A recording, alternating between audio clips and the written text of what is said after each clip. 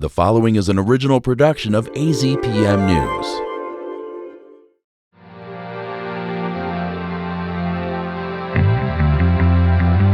This week on Arizona Illustrated, meet a group saving the Sonoran Desert one cactus at a time. We're not afraid of getting stuck by spines. We enjoy it. We're crazy. Building and maintaining our hiking trails is more work than you might think. I had never really hiked or camped and accepted a job to be put up on a mountain for 6 months. It literally changed my life. Meet an artist who's bringing the beauty of the Sonoran Desert to walls all across the city. I'm trying to encourage young artists to become muralists. I think Tucson's a great breeding ground for that. And you may recognize this plant, Stinknet. Learn why you want to get it out of your yard and landscaping. It is a horrible, noxious weed.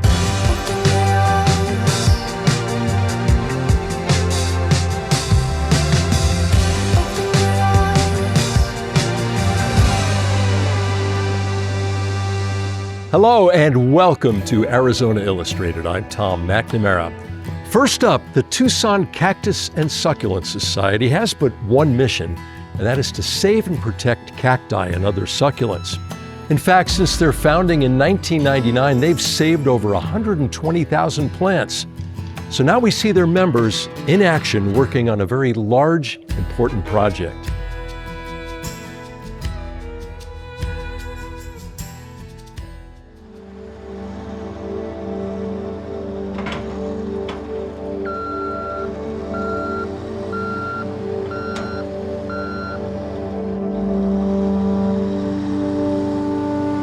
We're going to start with the little Charlie Brown saguaro that we're going to take to Waterman's. And then the second one is about 3.5 foot. It's about on the upper end of his range. And it's just beyond that Palo Verde at the property line. And we're going to go just a little bit west of that and we'll find that plant. All right, let's do it. When cactus people close their eyes and think about what heaven looks like, this is it. Starting in 1999, we started working with developers as they have an area that they want to develop into homes, schools, etc. They call upon us to come in prior to them doing any blading, and we rescue all the small plants, the plants that they would never consider taking out. We also take out any saguaros that they'll let us have. So now we just wind the maypole. Let's go this way, over by the cholla maybe. We have to get permits from the Arizona Department of Agriculture, and we have to get tags.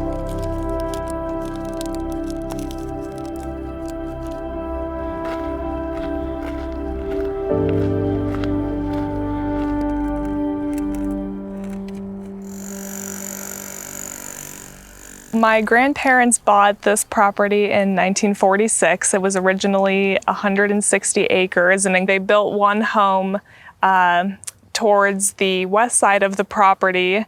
But then one day my grandmother counted 12 cars on the road, and that was just too much. So instead of relocating, they built a second, bigger home further back on the property in 1966. My dad and his brother were both born in Tucson and grew up on this property, and my sister and I were both born in Tucson and grew up on the property, so it's been 3 generations of us to live here. I don't think most kids have this much space to run free, so there's definitely lots of exploring the desert, building forts. We've definitely had to run from javelina a time or two. The property is being sold to a developer of homes. So what you see around us, all this desert, is going to be turned into ranch-style homes. It's going to be a big neighborhood, but we are keeping 5 acres of it. Every time we've come back on the property, it has changed so much, and more plant life has been cleared out, and it looks completely different. And it's hard to look at, because it's just not the same as when we were little, and we know that it's going to be unrecognizable pretty soon. So we're thankful to have pictures and memories, as it is going to change quite a bit.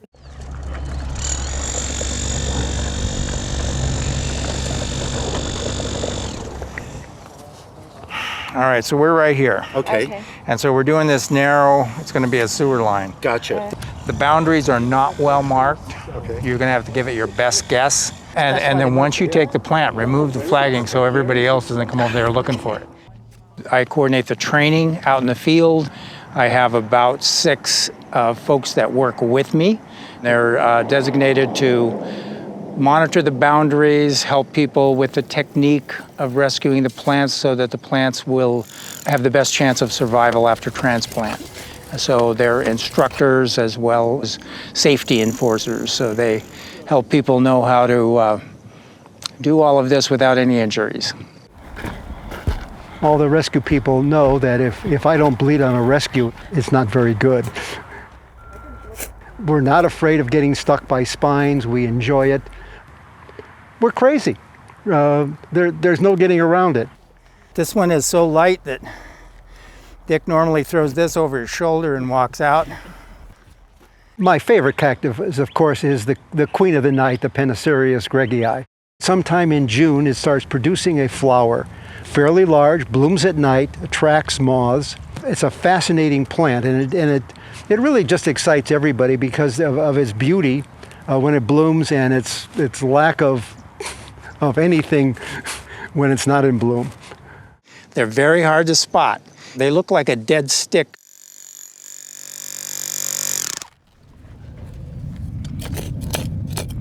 So the first part is like a little archaeology dig here. Oh, here it is.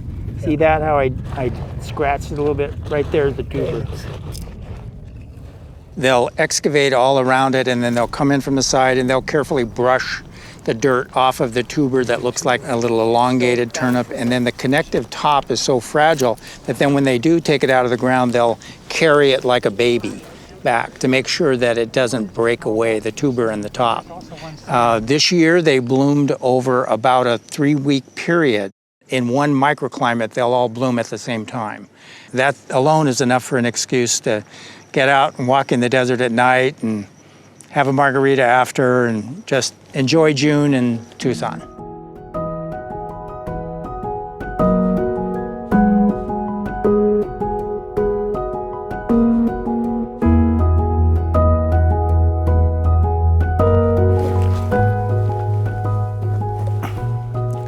Shall we? So it's really cool because I'm looking at these saguaros in my pickup truck this morning and saying, hey guys, wait until you see what your new home is going to look like. And it really is spectacular. The saguaros that we rescued at the construction site, we drove them out here. We're out at the Waterman Restoration Site, and we're planting the 3 saguaros that we rescued, and now they have new homes. And they have a spectacular view of the mountains. It's really a lot of fun to plant them. And the other thing is that we can come visit them because this is public land. We are the largest local cactus and succulent society in the world. And we've rescued over 120,000 plants in the last 22 years. There's a good number of people that just come out and want to make sure that all native plants we can get find a home. We don't want to see them bulldozed. We want to see them transplanted somewhere in the Tucson area and saved. Have you ever wondered who builds and maintains the trails you hike? Well, next, we'll meet up with a trail crew from Saguaro National Park, and we'll follow along as they work and talk about what drew them to this challenging and rewarding career.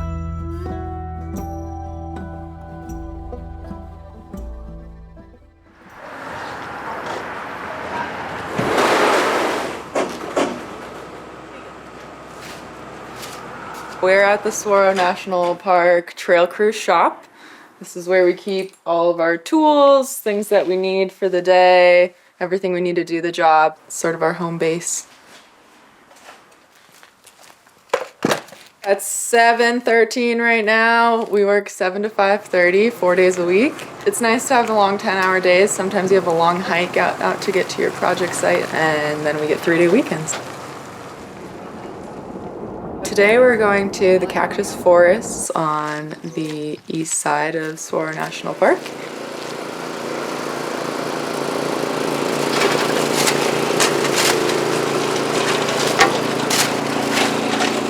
The main challenge of this project right here is carrying material to our work site.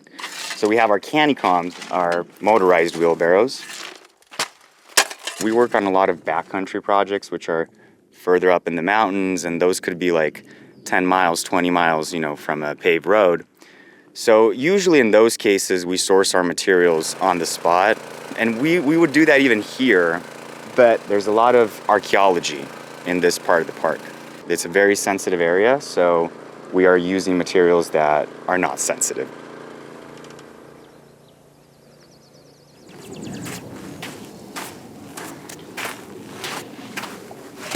This trail is very trenched. Because it's formed a trench, it's also become a drainage. So every time it rains, every year as it gets more and more traffic, it erodes and trenches deeper and deeper.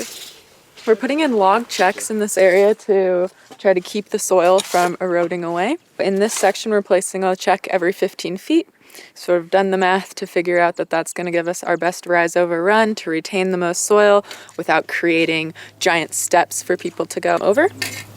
This is where the next one's going to go. I'm going to dig out a little bed for it and then lay our log in. After the logs go in, we'll fill in front and behind with crushed rock, small little pieces of rock, really secure the log where it is, and then over that we'll lay fill dirt to really make a nice smooth ramp. Okay. My favorite things are like my crew that I get to work with every day and just being out in a very nice place, just doing really nice work.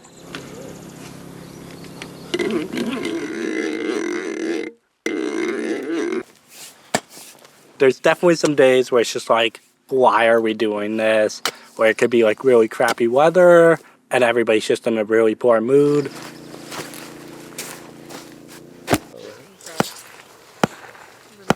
The main reason I've been doing this for so long, I think, is the social aspect. So you get really close with your crew really fast. You're camping together, you're living together, you're seeing each other at your best and your worst. It's unavoidable. And you can't just peace out at the end of the day. And, if you got coworkers you don't like. I think that's tested me the most, and also where I've seen the most growth in myself. I had never really hiked or camped and accepted a job to be put up on a mountain for 6 months, and it literally changed my life. I didn't want to do anything else other than be outside and work really hard, get really dirty, and live with a group of strangers that end up becoming your family.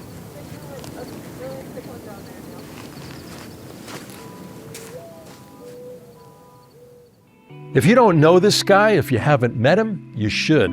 This is Ignacio Garcia, one of Tucson's most beloved and cherished muralists. Has about 40 murals around town and has the goal of turning Tucson into an outdoor gallery. He uses walls as his canvas to tell the stories of this community.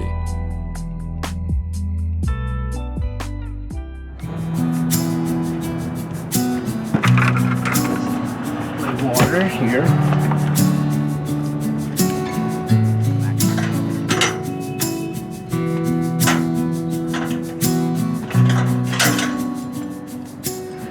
People that come and visit Tucson, first thing they say is that they've never seen murals like this before, with the quality, the vibrancy, and I think that's probably why what I'm trying to do is to kind of reflect what Tucson really is all about. It's just telling the story of the community.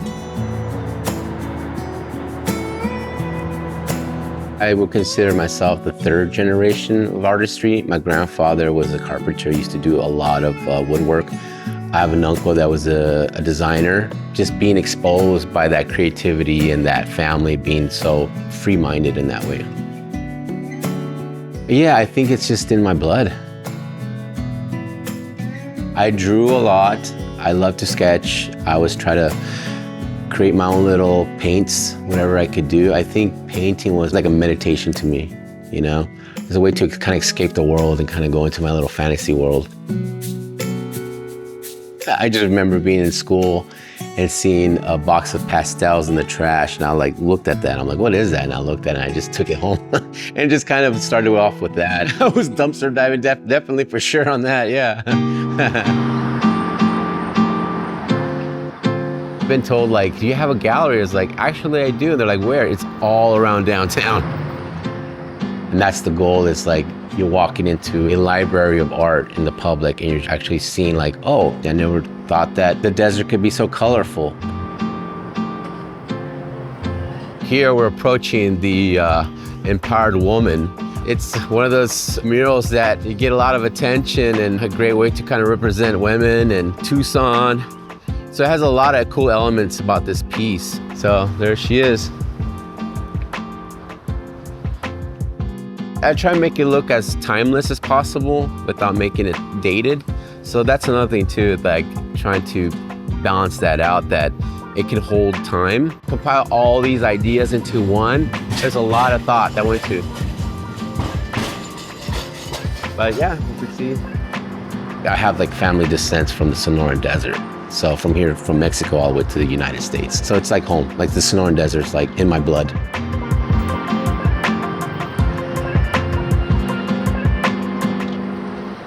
It's like very extreme, but yet again, beautiful.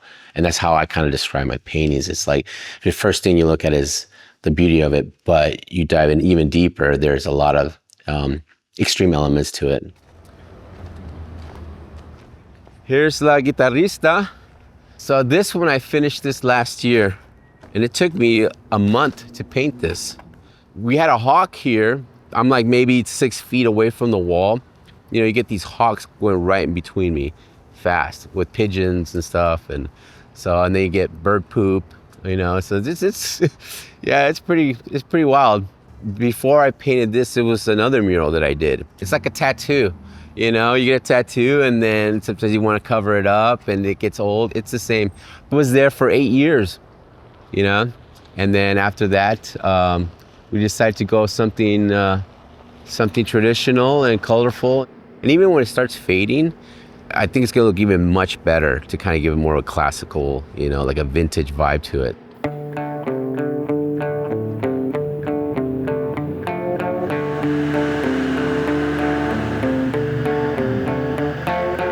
And when I paint, I have to listen to music constantly. I cannot have it quiet.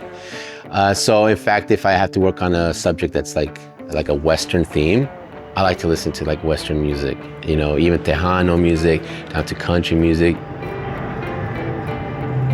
You transform your mind and you're part of that imagination. Somehow you start connecting the dots consciously and you start like, okay, maybe I need to intensify the color, more orange, more Southwestern, and sure enough, it kind of goes through that. It was quite an experience emotionally, I think, because overall the people's response, especially the true natives of Tucson, to see them really reflect who they are, that was something very special and emotional for me. So this is one of the teachers that comes and sees my work every day with the students. And what do they do every day? They clap, they love it. I just found out last week, I did a little presentation for these preschoolers. And then towards the end, I get this little tug on my shoulder, on my shirt. They're like, hey, you know my little brother's named after you? I'm like, oh, that's cute. And then the teacher comes and she's like, yeah, it's true. Her mother named her son Ignacio because she's a big fan of your work. I'm like, whoa. It still kind of throws me off, but I'm flattered, you know? But it's cute, and she's all happy. She's like, my little brother's name is Ignacio. So I'm gonna be finishing up today or tomorrow, and then that's it. Yeah. So proud of you. Oh, thank you. I do like music. I know I would have been involved in music for sure. I did my tattoo experience for many years too, but I fulfill that. But if I had no creativity, I don't even know what I'll be doing. It's sometimes, especially this one, it's really hard to take pictures, especially when the sun is above it. But right now it's actually perfect to kind of look at it. So there it is, the running of the piñatas. And I love this right here. Do not enter. My name is Val, and I'm on a wall. You know that my dad don't tall. I'm the son of Ignacio Garcia, and I'm on a wall.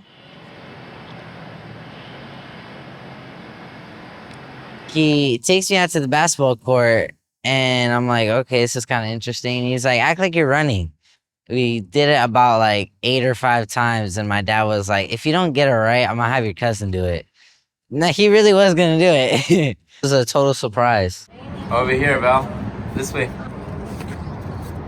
You did that? Who's that? Myself. Come here. I'm surprised.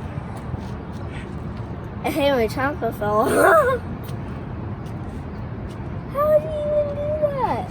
If I ever want to brag about myself, I'll just be like, yeah, well, I was on a mural. He has something very unique that's completely on its own. I'm a big fan of his work.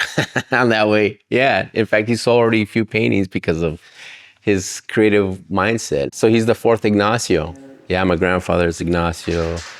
My dad's Ignacio. They're all in the middle names. So my name's Jose Ignacio Garcia. I never knew until I was in 2nd grade. I swear to God, true story. Yeah, I got called into the principal's office for something. I'm like, am I in trouble? Like, no. It's like, so Jose, do you need? It's like, I'm looking back. It's like, who's Jose? And then I run home. I'm like, told mom, I was like, is my name Jose? And goes, oh yeah. I'm like, what?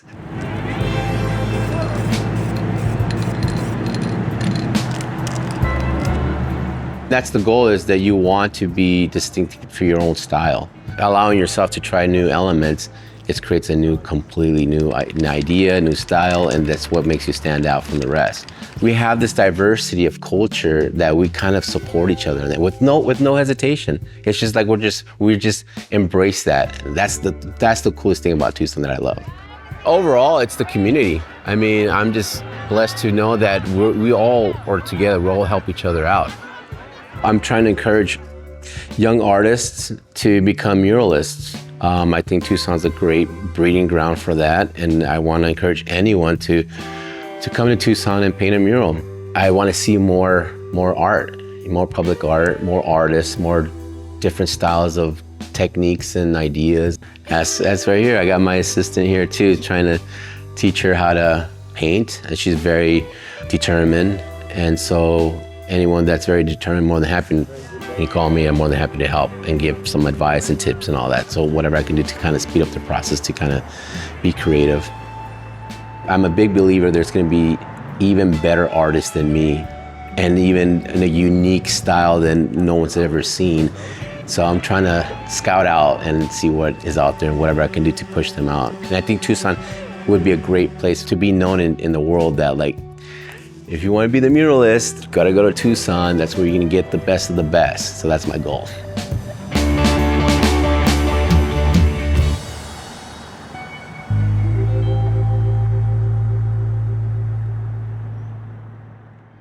The Sonoran Desert has thousands of native plants in all shapes and sizes that make this a unique bioregion. But many non-native plants do well here as well and become invasive, and then compete for very limited resources such as water.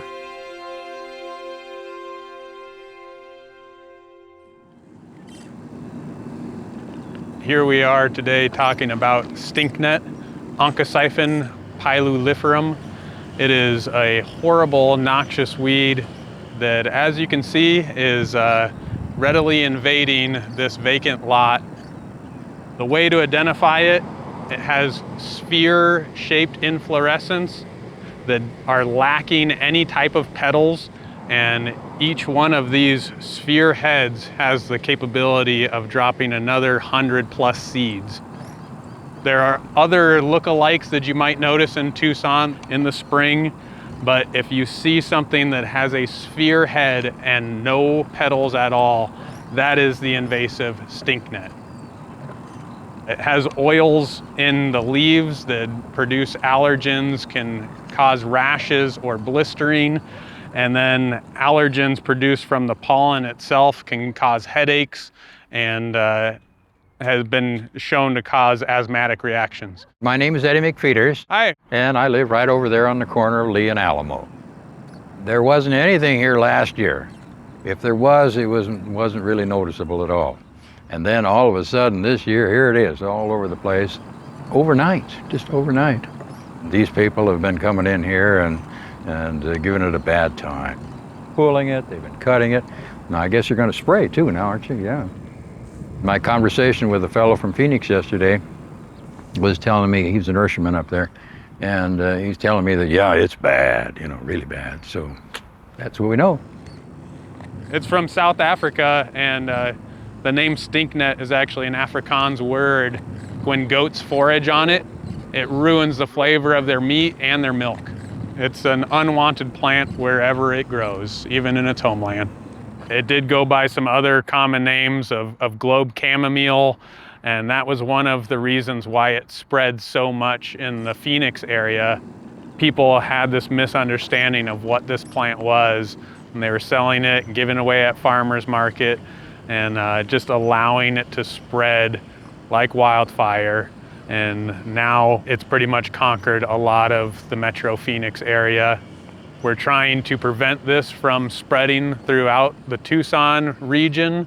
We have a website called stinknet.org that is dedicated to tracking the spread of this plant specifically. You can go to that website, pull up the map, see if it's growing anywhere near your neighborhood. Then you can go out and join the army of the active citizens of Tucson and going out there to remove this plant. There's always been some grassy weeds out here, but never nothing like this at all. I mean, just unreal.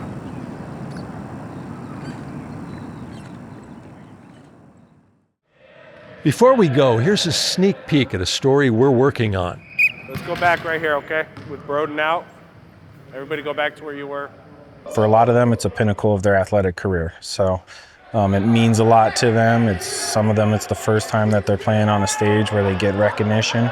It's the first time that they're getting accountability and they get to showcase their skills, you know, for a university like ours. That goes a long way in an individual's life. Possibilities and opportunities that it gives disabled people to just get out of their bedroom or just to have the confidence to say, I can do something. It's life-changing. Being able to insert myself in a wheelchair basketball team and meet people who were just like me was super cool. I knew it was my space. Thank you for joining us here on Arizona Illustrated. I'm Tom McNamara, and we'll see you again next week.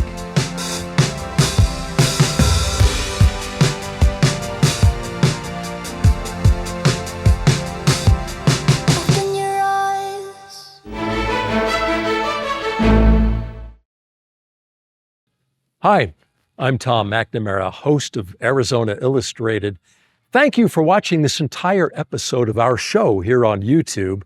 And if you liked it, well, here's another episode that we think you'll like.